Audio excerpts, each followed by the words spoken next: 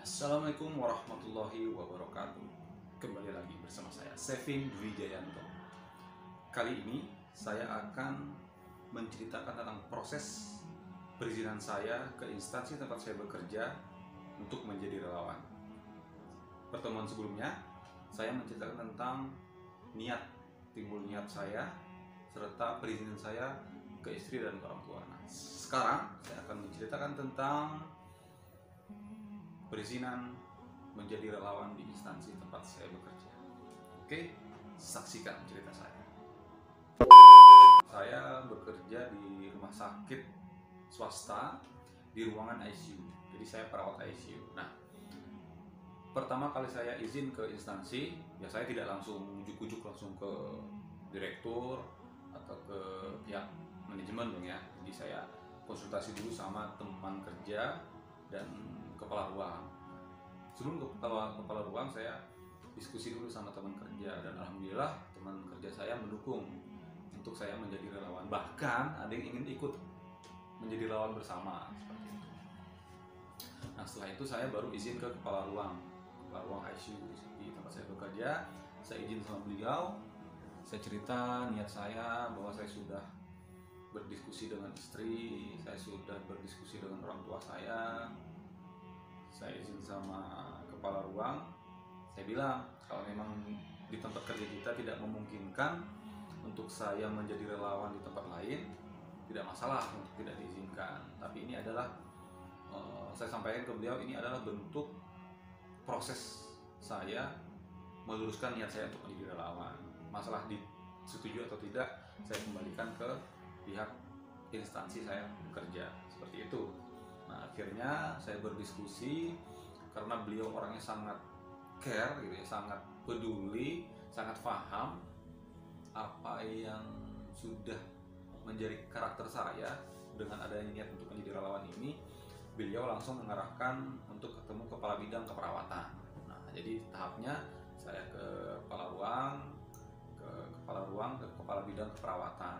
Nah, di situ saya diarahkan untuk ketemu beliau. Sebelum saya ketemu kepala bidang keperawatan, kalau tidak salah saya mencoba mendaftarkan diri menjadi relawan lewat online. Jadi saya mendapatkan situs dari PPNI, saya suruh daftar dan saya disuruh masuk ke telegramnya relawan dan saya pantau perkembangan di situ. Nah, sembari saya menunggu panggilan dari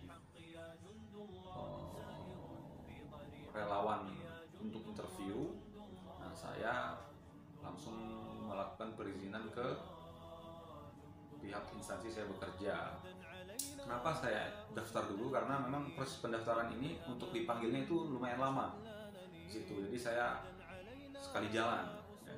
Akhirnya saya ketemu sama kepala bidang perawatan di tempat saya bekerja dan saya buat janji untuk bertemu, menyampaikan niat baik saya sampaikan ke beliau dan saya bawa surat. Jadi ada surat permohonan atau pemanggilan dari pihak PPNI bahwa membutuhkan relawan ICU. Jadi saya kasih bukti lihat surat itu ke kepala bidang keperawatan dan beliau, ya saya pikir lancar ya proses saya, dan beliau mengizinkan, malah mempersilahkan mungkin ini bisa membawa nama baik instansi dari perwakilan instansi itu menjadi relawan di Jakarta. Akhirnya beliau menyetujui. Singkat cerita, beliau langsung mengarahkan saya ketemu dengan direktur gitu. Tapi ada dua opsi kemarin, mau ketemu langsung dengan direktur atau membuat surat. Karena saya tipe orangnya itu lebih baik bertemu biar bisa menjelaskan, akan beda hasilnya dengan membuat surat menurut saya. Jadi saya memilih untuk langsung bertemu dengan direktur tempat saya bekerja saat itu. Nah, dibuatlah jadwal, saya hubungi HRD-nya menjadwalkan pertemuan saya dengan direktur itu. Akhirnya ketemulah waktu yang pas untuk saya bisa bertemu dengan direktur rumah sakit tempat saya bekerja. Nah, di situ saya bertemu dengan direktur dan membawa surat panggilan, surat permohonan bahwa pertemuan pertama saya dengan direktur itu dan permohonan pertama dari pihak PPNI pusat itu untuk waktu relawannya, waktu kerjanya itu 14 hari karena itu di awal bulan. 14 hari kerja, 14 hari karantina. Itulah surat pertama yang saya ajukan ke direktur. Nah, di saat pengajuan itu alhamdulillah juga direktur tidak mempersulit lah ya, atau tidak menolak. Akhirnya direktur mengatakan tergantung dari SDM saat ini, seperti itu. Nah, untuk keputusannya itu ada di Karu. Kalau Karu merasa sanggup dengan kondisi SDM kita saat ini, bisa berangkat. Kalaupun emang tidak, SDM bilang, waduh mas nggak bisa nih, ya udah tidak bisa. Oke, saya bilang, saya sampaikan ke direktur untuk disetujui atau tidak itu bukan target saya. Target saya adalah menyampaikan atau meluruskan niat saya step by step. Kalaupun seandainya dari rumah sakit tidak menyetujui, tidak masalah, saya sampaikan seperti itu. Karena apa? Saya hanya ingin meluruskan niat saya. Ketika saya sudah berniat, ya harus saya dilakukan gitu. Nah, saat itu saya sudah ketemu dengan direktur, akhirnya selesai pembicaraan saat itu, tidak ada pemersulitnya, tidak dipersulit. Akhirnya saya disuruh berdiskusi lagi dengan bidang keperawatan Karu dan kepala bidang. Nah, di situ saya sampaikan kepada Karunya, semuanya tergantung ibu, saya bilang. Kalau ibu merasa sanggup dengan SDM yang ada, ketika saya menjadi relawan, rumah sakit menyetujui. Singkat cerita, mungkin dari pihak rumah sakit juga ada diskusi. Singkat cerita, kepala ruang saya mengatakan bisa mas Evin. Nah, tapi sebelum kepala ruang saya mengatakan bisa, justru saya sempat menceritakan saya berniat sekali Bu untuk menjadi relawan, karena menurut saya dibutuhkan. Kalaupun saat kemarin pas rapat saya tidak dimintai untuk menjadi relawan, mungkin saya tidak punya niat, saya bilang, karena saya dibutuhkan lah, saya mengajukan ini. Dan saya sudah diizini sama istri dan orang tua. Akhirnya saya memilih ibu sebenarnya. Nah, karena saat itu mungkin beliau juga melihat niat baik saya, akhirnya beliau pun menyetujui. Dan mungkin setelah itu dibahas di manajemen. Singkat cerita, saya dipanggil oleh HRD. Tapi sebelumnya ada perubahan waktu jadwal menjadi relawan. Yang awalnya 14 hari kerja, 14 hari karantina, ada perubahan, dikirim lagi surat, yaitu 30 hari kerja, 14 hari karantina. Nah, itu pun saya sampaikan lagi ke pihak rumah sakit, ada perubahan dan tidak masalah karena sudah diizinkan dan kepala ruang sudah menyatakan bisalah dihandle sama sisa-sisa teman yang ada di sini, seperti itu. Nah, di saat itu saya dipanggil sama HRD untuk diberikan surat keterangan bahwa saya diizinkan, karena dari pihak Wisma Atletnya. Jadi kemarin saya diminta untuk menjadi relawan di Wisma Atlet. Jadi dari pihak Wisma Atlet meminta untuk adanya surat izin dari tempat kita bekerja. Nah, saya dipanggil saat itu untuk menerima surat izin itu. Nah, ini suratnya.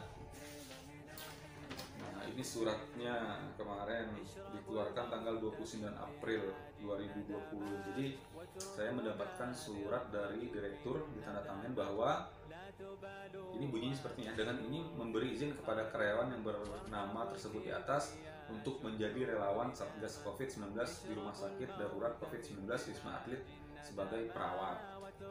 Nah, jadi surat izinnya adalah menjadi relawan Satgas COVID di RS Darurat COVID Wisma Atlet, seperti itu. Jadi saya sudah mendapatkan surat izin.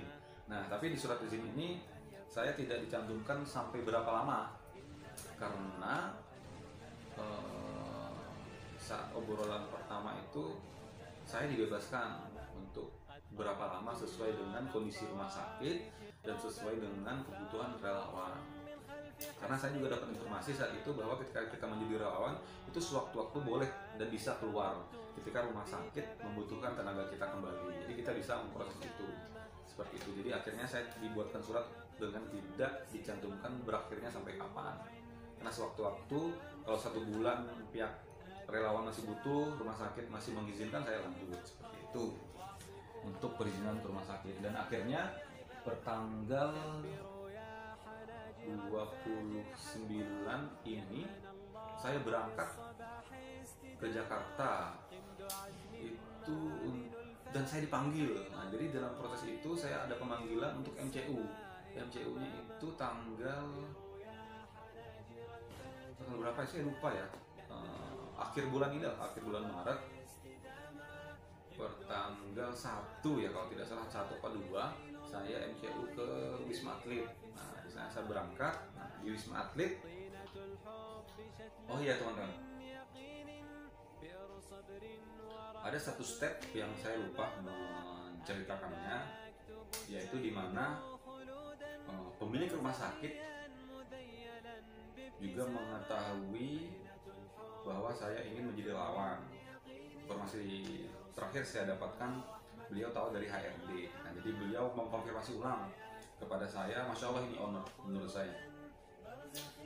Si owner ini Masya Allah ya, jiwa pejuangnya gitu ya, jiwa relawannya besar gitu. Jadi ketika saya ingin menjadi relawan pun, beliau langsung mengkonfirmasi dan mengatakan beliau itu setuju dan mendukung niat saya untuk menjadi relawan. Bahkan, nah ini nih yang membuat saya kagum sama beliau. Dimana awal saya permohonan untuk menjadi relawan itu, saya mengatakan saya tidak digaji pun tidak masalah. Tidak masalah saya tidak digaji selama saya menjadi relawan. Karena apa? Karena saat menjadi relawan pun kita mendapatkan insentif tiap bulannya.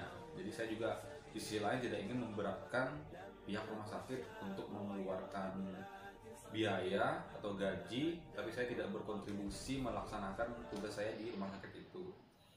Tapi yang lebih kagum adalah pemilik rumah sakit itu sendiri yang mengatakan, Mas Ervin tetap jadi relawan, untuk penggajian tetap jalan. Masya Allah, saya di situ merasa owner ini sangat mendukung apa yang saya lakukan seperti itu.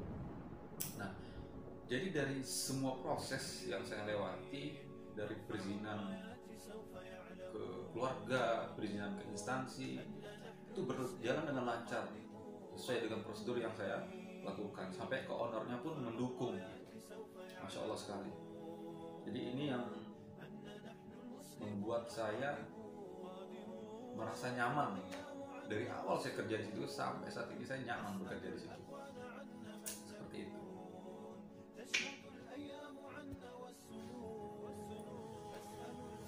Nah, kalau tidak salah tanggal 1 atau 2 kita diarahkan ke Hotel Media. Jadi kita nginepnya di Hotel Media. Itu bagi yang di luar Jakarta yang susah untuk pulang pergi, kita menginapnya di Hotel Media seperti itu. Dan akhirnya ada MCU. Nah, sebelum saya menceritakan di Hotel Media seperti apa, MCU-nya nanti seperti apa, nanti video itu akan saya share selanjutnya. Jadi video ini menceritakan tentang proses perizinan saya ke instansi terkait. Seperti itu. Terima kasih sudah menyaksikan video ini.